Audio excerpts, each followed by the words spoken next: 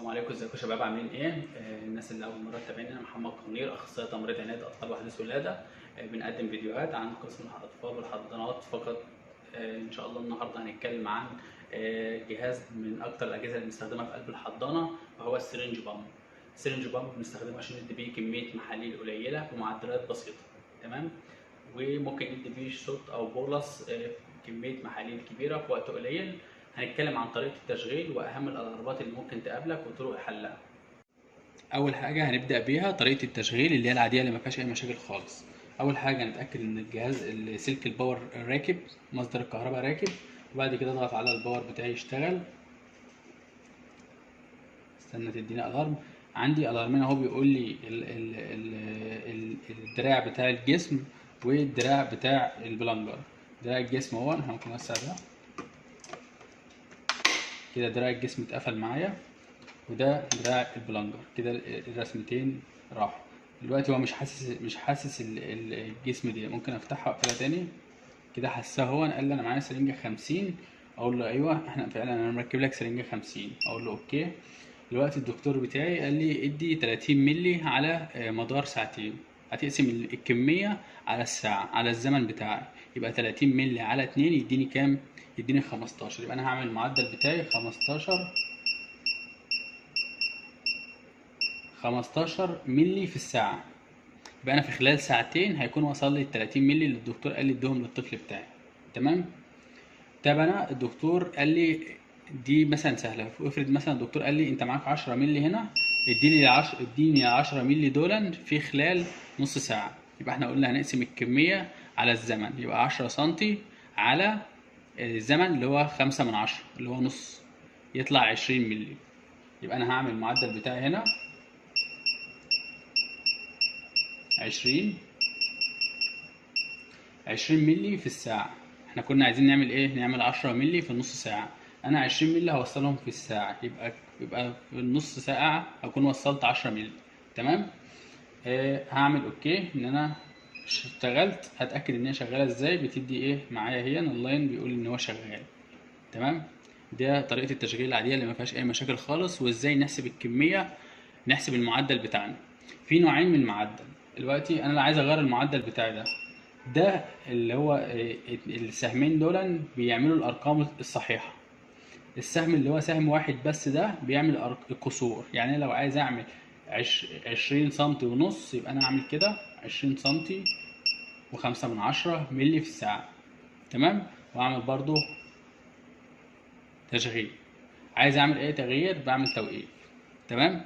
طب انا شغال اهو، وده وليكن دواء مثلا زي الدوبامين، وليكن مثلا زي الدوبامين او الدوبيتامين.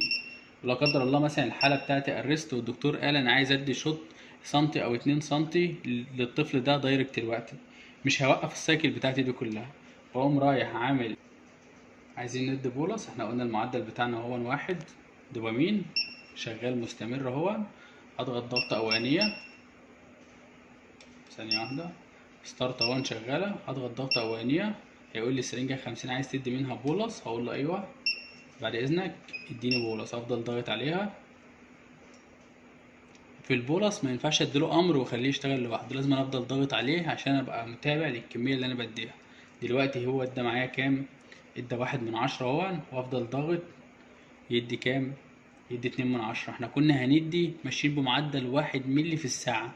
دلوقتي واحنا ضاغطين في اقل من ثواني، دلوقتي بقى بيدي 3 ايه، 3/10 و4/10. ده ممكن نديه بولس بامر من الطبيب. تمام. عايزين نخلصه بنقوم عاملين ستوب. اول مشكله ممكن تقابلك ممكن تكون اليو في سي بتاعتك مقفوله، او الكانولا متنيه، او اللاين بتاعك ده متني في اي حاجه من الطريق المسار بتاعه. تمام.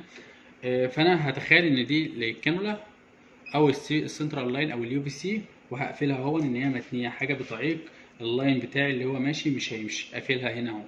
تمام. هدي امر للسرنجه اهو، اقول لها يا سرنجه اديني. هعمل انا معلش هعلي المعدل بتاعي، هخليه معدل كبير عشان يحس ان في مشكله بسرعه. هنتكلم عن المشكله دي اللي هي مشكله اوكيلوجين، اللي هو انسداد موجود معايا اهو. قلت له اوكي. نتابع مع بعض لحد ما تدينا الارم.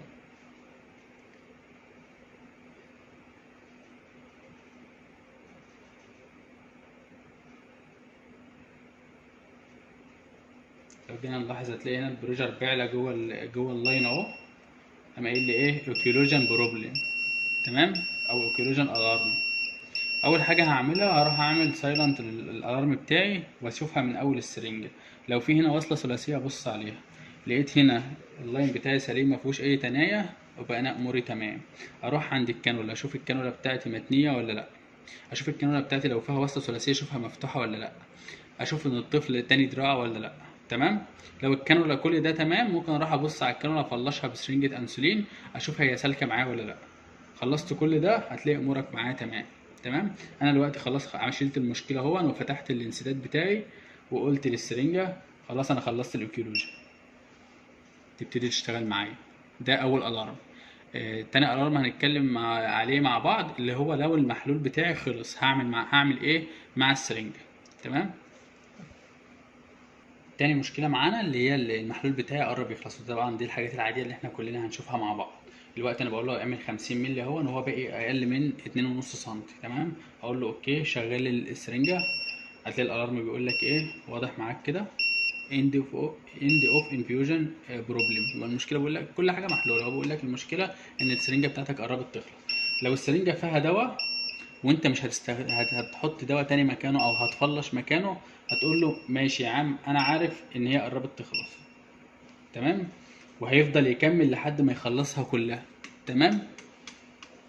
طب لو انا هعمل محلول نفس المحلول وهكمل عليه، اقول له لا ثانيه واحده ستوب، وقف ما تشتغلش، واروح اوقف السرنجه بتاعتي واروح املاها واكملها، ما استناش ان هي تخلص للنهايه عشان ما ادخلش هوا في اللاين وارجع احتاج ان انا احتس فيه وان انا اعمل له مشكله واملاه تاني محلول، تمام.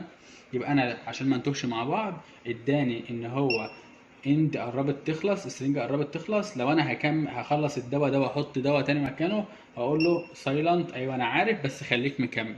لو انا هعمل نفس الدواء وهكمل عليه ما تسيبهاش تخلص للاخر، اقوم قايل له ستوب وافتح السرنجه بتاعتي وتقفل اللاين بتاعك كده. ويفضل في الحضانات تستخدم وصله ثلاثيه زي دي هنا، تمام. ليه بقى؟ لو انا حطيت الوصله الثلاثيه دي،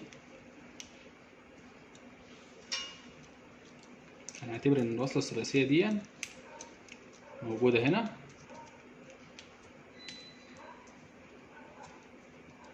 والمحلول بتاعي اهو في السرنجه شغال اهو،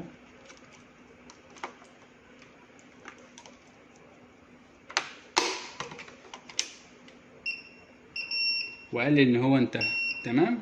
اقول له ماشي يا عم شكرا، وقف، افتح السرنجه بتاعتي واجي هنا بقى. مش محتاج ان انا المس بقى اللاين ده وان انا ممكن اعمل مصدر عدوى بتاعتي، واقوم قافل المحلول كده، قفلت اهو اللاين، حافظت عليه ما دخلتش فيه هوا، واخد السرنجه بتاعتي اروح املاها وارجع تاني اركبها وافتحها كده، بقت واصله متصله اهي من غير ما اعمل ايه مصدر عدوى للسرنجه بتاعتي. وليكن احنا هنضحك على الحضان، هنضحك على السرنج بامب دي ونقول له يا عم ماشي ان احنا مليناها يعني، ونعمل كده. واحنا لو دي مثلا مش راكبه معاك ممكن تحركها كده لحد ما تظبط، تمام، واشغل معاه السرنجه عادي مفيش اي مشاكل. كده نكون خلصنا الفيديو بتاعنا، اتكلمنا على سرنج بامب وطريقه التشغيل والالارمات اللي ممكن تظهر معاك وطرق التعامل معاها. لو انت اول مره تتابعنا ممكن تعمل اشتراك للقناه بتاعتنا على اليوتيوب وتفعل الجرس، هسيب لك الرابط في الديسكريبشن او في اول كومنت. شكرا لكم.